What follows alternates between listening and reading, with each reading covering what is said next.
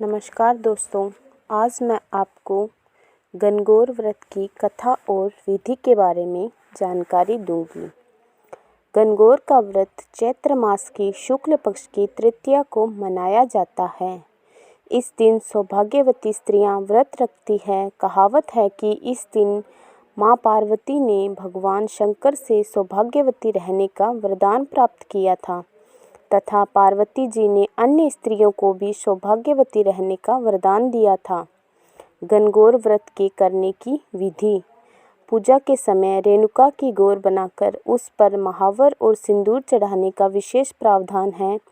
चंदन, अक्षत, धूपबत्ती, दीप, नैवेद्य से पूजन करके भोग लगाया जाता है। विवाहित स्त्रियों को गौर पर चढ़ाए सिंदूर को अपनी मांग में लगाना चाहिए। गणगौर व्रत की कथा। एक बार भगवान शंकर पार्वती जी एवं नारद जी के साथ भ्रमण हेतु चल दिए। वे चलते चलते चैत्र शुक्ल तृतीया को एक गांव में पहुँचे। उनका आना सुनकर गांव की निर्धन स्त्रियां उनके स्वागत के लिए थालियों में हल्दी, अक्षत लेकर पूजन हेतु तुरंत पहुंच गई। मां पार्वती ने उनके पूजा भाव को समझकर सारा सुहाग रस उन पर छिड़क दिया। वे अटल सुहाग प्राप्त कर लौटी। धनी वर्ग की स्त्रियां थोड़ी देर के बाद अनेक प्रकार के पकवान सोने चांदी के थालों में सजाकर पहुंची। इन स्त्रियों को देखकर भगवान शंकर ने माता पार्वती से कहा, तुमने सारा सुहाग रस तो निर्धन वर्ग की स्त्रियों को ही दे दिया, अब इन्हें क्या दोगी? माँ पार्वती बोली, हे प्राणनाथ, उन स्त्रियों को ऊपरी पदार्थों से बना रस दिया है, इसलिए उनका रस धोती से रहेगा, परंतु मैं इन धनी वर्ग की स्त्रियों को अपनी अंगुली चीरकर रक्त का सुहाग रस दूंगी, जो मेरे समान सौभाग्यवती हो जाएगी। जब इन स्त्रियों ने पूजन समाप्त कर लिया, तब पार्वती जी ने अपनी उंगली चीरकर उस रक्त को उनके ऊपर छिड़क दिया। जिस पर जैसे छींटे पड़े उनको वैसा ही सुहाग मिल गया। इसके बाद पार्वती जी ने अपने पति भगवान शंकर से आज्ञा लेकर नदी में स्नान करने चली गई। स्नान करने के पश्चात बालू की शिवजी की मूर्ति बनाकर पूजन किया, भोग लगाया तथा प्रदक्षिणा करके 2 कणों का प्रसाद खाकर मस्तक पर टीका लगाया।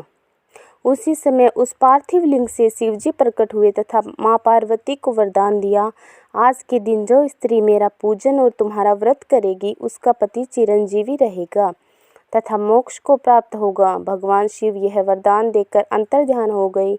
इतना सब करते करते पार्वती माँ को काफ़ी समय लग गया। माँ पार्वती जी नदी के तट से चलकर उस स्थान पर आई जहाँ पर भगवान शंकर व नारद जी को छोड़कर गई थी। शिवजी ने विलंब से आने का कारण पूछा तो इस पर माँ पार्वती बोली, मेरे भाई भावज नदी किनारे मिल गए थे।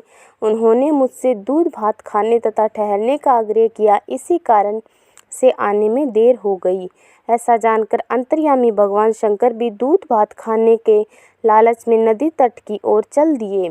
माँ पार्वती जी ने मौन भाव से भगवान शिवजी का ही ध्यान करके प्रार्थना की, भगवान आप अपनी इस अनन्य दासी की लाज रखिए। प्रार्थना करती हुई माँ पार्वती उनके पीछे पीछे ही चलने लगी।